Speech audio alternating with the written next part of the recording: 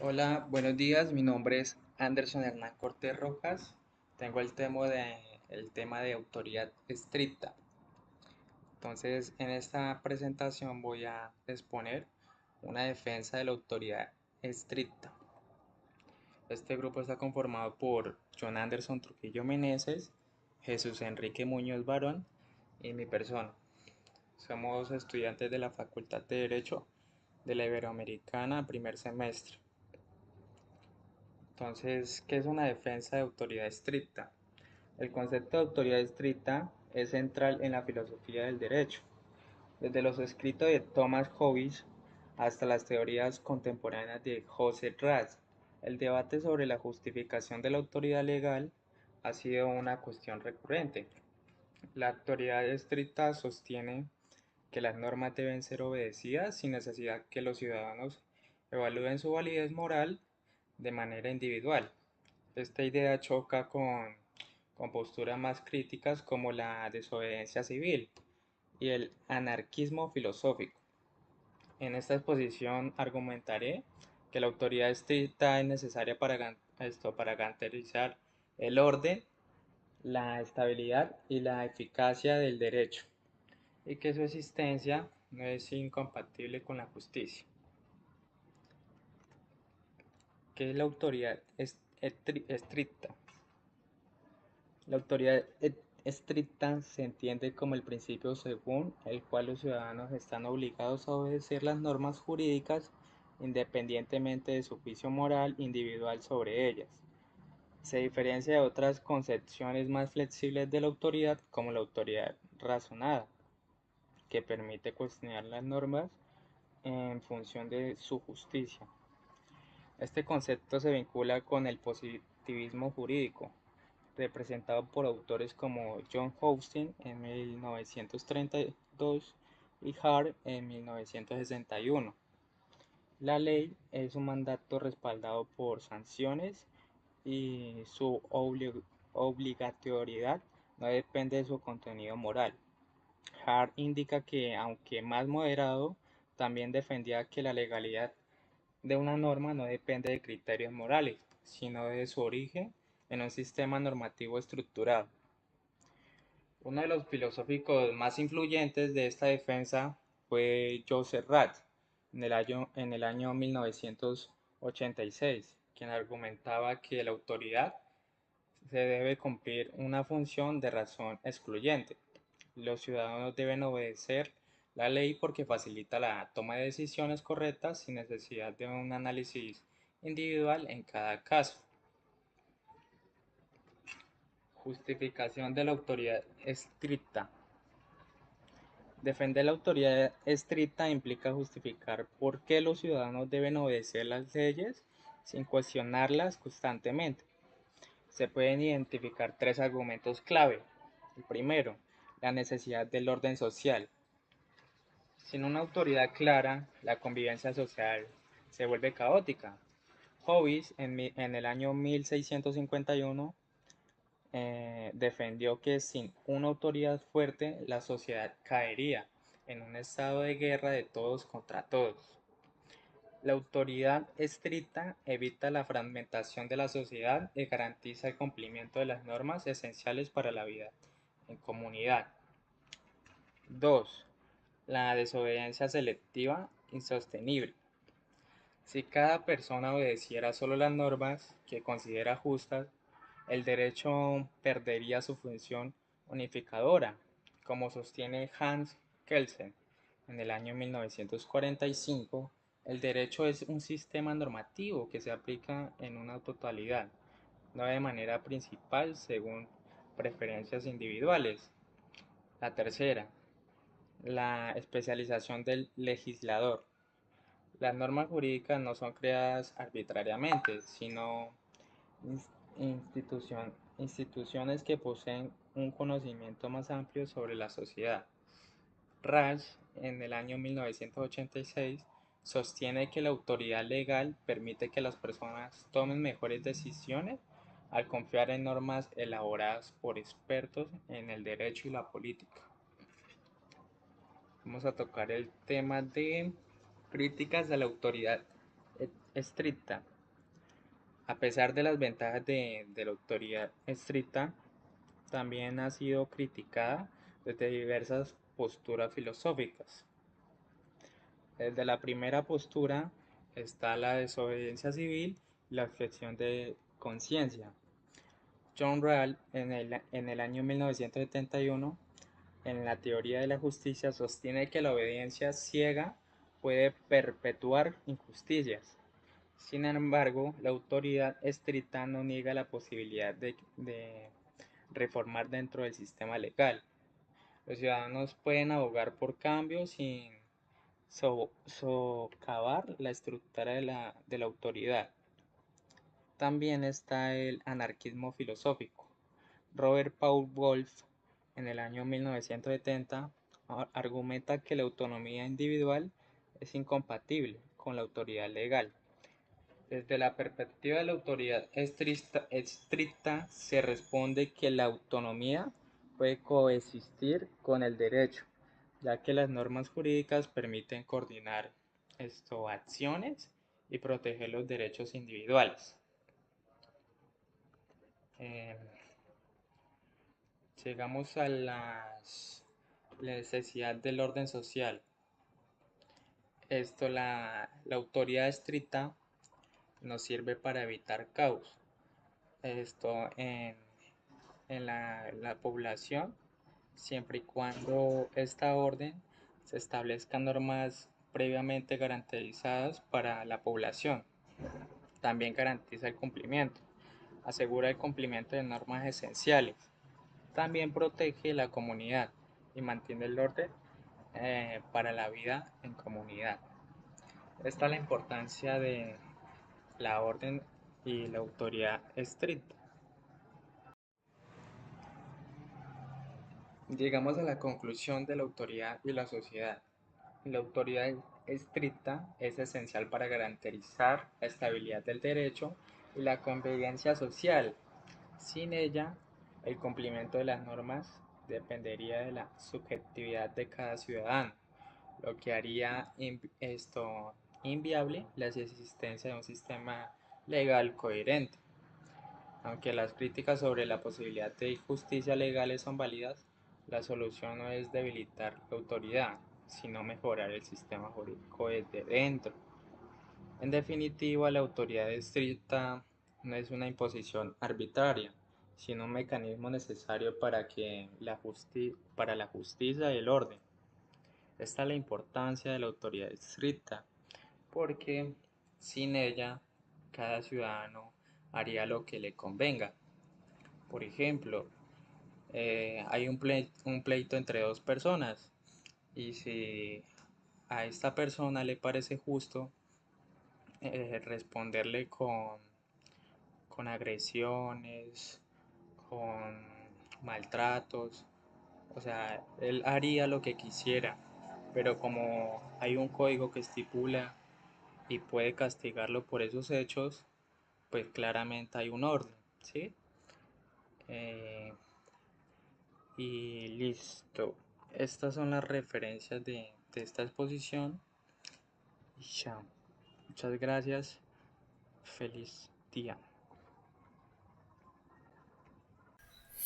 Buen día para todos. Mi nombre es John Anderson Trujillo Meneses, estudiante de la Facultad de Derecho del primer semestre de la Universidad Iberoamericana. Eh, este trabajo es la actividad número 2, Autoridad de Violencia, de Federico Elgues. Que para hablar de autoridad de violencia, primero debemos saber qué es autoridad y qué es violencia. La autoridad es el poder que se tiene para ejercer el mando o exigir obediencia. También se refiere a la persona que tiene ese poder. Según Federico Elges, creía que la autoridad era necesaria en las revoluciones y que la violencia era un medio para imponer la voluntad de una parte de la población sobre otra. La autoridad en las revoluciones, según Elges, criticaba la idea de que se podía abolir el Estado autoritario sin destruir las condiciones sociales que lo crearon. Consideraba también que una revolución era autoritaria porque una parte de la población imponía su voluntad a otra con armas, o sea, la obligaba o la trataba de humillar y ejercía cierto poder o autoridad sobre esa población o sobre esa persona. Pensaba en el partido victorioso que debía mantener el dominio por el medio del terror. La violencia en la historia para Elges analizó las contradicciones internas del imperio alemán y llegó a conclusión de su bancarrota era inevitable. Creía que el proletariado era la única clase social que podía representar los intereses de todo el pueblo. Elges defendía la cooperación entre campesinos, obreros y burgueses para eliminar las monarquías absolutas y el poder de la nobleza. Entonces, una de las características de autoridad podemos decir que es la autoridad puede ser pública y puede ser legal. La autoridad pública, es decir, es la potestad que tiene una persona o entidad o corporación para tomar decisiones que son vinculantes. Y la autoridad legal, es decir, el mando o la jurisdicción que se obtiene de forma legal. La autoridad puede ser reconocida a una persona o una institución por su legitimidad o por su calidad y competencia en alguna materia. Un ejemplo, pues, es un director de una empresa que tiene la facultad para o está autorizado, tiene la autoridad para darle el empleo a un subordinado, a una persona que necesite, tiene la capacidad y tiene la experiencia y tiene sobre todo la autoridad pues para dárselo. El jefe de Estado es una autoridad primordial y también lo vimos a diario nosotros o las personas que somos padres en nuestra familia o en nuestro hogar. Nosotros ejercemos dentro del hogar una autoridad familiar, como padres, como esposos. El maestro, el patrono, todo eso ejercen autoridad, ciertas limitaciones de autoridad sobre sus subordinados. ¿Qué es violencia? La violencia es el uso de la fuerza física o el poder de manera intencional para causar daño a una persona, a un grupo, a una comunidad, que puede ser física, verbal o psicológica. La violencia puede darse en cualquier ámbito, como en el familiar, en el laboral, en la sociedad, en la comunidad, que podemos ver a diario en nuestra sociedad actual. ¿Cómo es la relación que debe tener una autoridad con sus subordinados? Pues una relación entre una autoridad y unos subordinados debe ser profesional, respetuosa, transparente, basada en la confianza entre su superior y el subordinado o el empleado y sobre todo un diálogo que sea común y fluido. Entonces, tener empatía y ponerse en el lugar del uno y del otro. Ser receptivo y adaptable al cambio. Ser comprometido y resiliente. Tener habilidades de comunicación. Ser innovador y creativo. Y ser íntegro y creíble. Para este tema de autoridad y violencia vamos a tocar un punto importante de cómo debe ser la relación entre la autoridad y sus subordinados. Entonces, una relación entre autoridad y subordinado podemos establecer expectativas claves, claras y claves sobre roles, responsabilidades y metas. Brindar retroalimentación constructiva y honesta entre jefe y empleado, entre subordinado y autoridad. Escuchar activamente a los subordinados en sus inquietudes, en sus ideas, en sus falencias. Eliminar barreras entre autoridad y los subordinados, promover valores como el respeto, la honradez y la lealtad, fomentar la confianza mutua y fortalecer la relación laboral. Y por último tenemos una defensa del subordinado obediente. Esta defensa del subordinado obediente aplica casi 100% en el ámbito militar, porque en el ámbito militar maneja ciertas jerarquías y se marcan mal las jerarquías y están divididos en dos rangos o en dos clases, podemos decir, en la oficial y en la suboficial. La suboficial tiene jerarquía sobre los suboficiales. Entonces, la obediencia debida es la defensa que se puede utilizar para justificar el cumplimiento de una orden de un superior. Entonces, lo podemos ver en que un coronel le puede dar una, una orden a un capitán, a un mayor, para que cumpla con una meta o cumpla con una orden que le da su superior, ¿sí? En este caso también entre el mismo orden, entre un sargento y un cabo y un patrullero.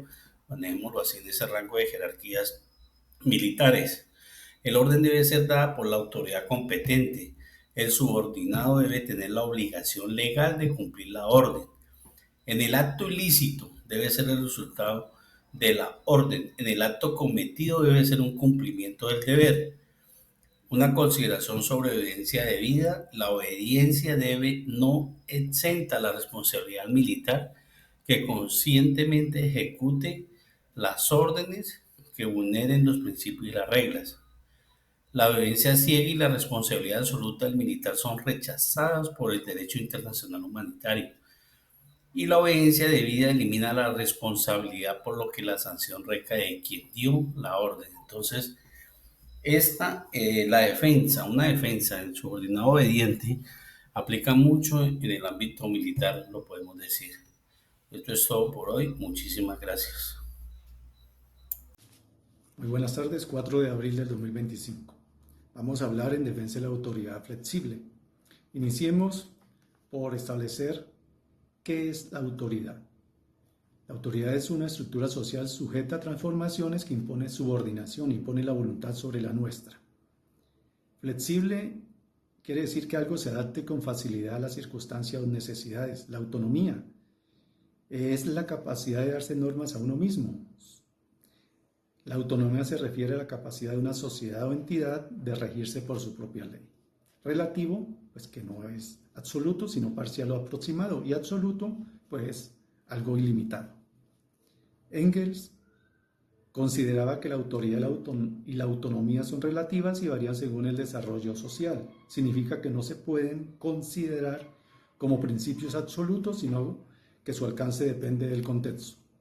Entonces, una sociedad, entendida como una unión estable de individuos, sea controlada, debe ser controlada por una autoridad, pero no cualquier autoridad. Esa autoridad debe ser flexible, es decir, debe ser adaptable y capaz de responder a las necesidades de la sociedad y de los individuos. Para una sociedad, el ideal es que sea gobernada o dirigida por una autoridad flexible que reconozca los cambios, las necesidades, las transformaciones antropológicas del ser humano en sus dimensiones biológica, cultural y social, y que las normas reflejen ese continuo cambio. Entonces, la autoridad es flexible cuando reconoce los cambios, los procesos del ser humano que han surgido intrínsecamente en la sociedad, y por lo tanto debe cambiar sus normas para que esa sociedad viva en igualdad en las relaciones humanas, es decir, en justicia, viva en orden, en paz y con miras a un bien común.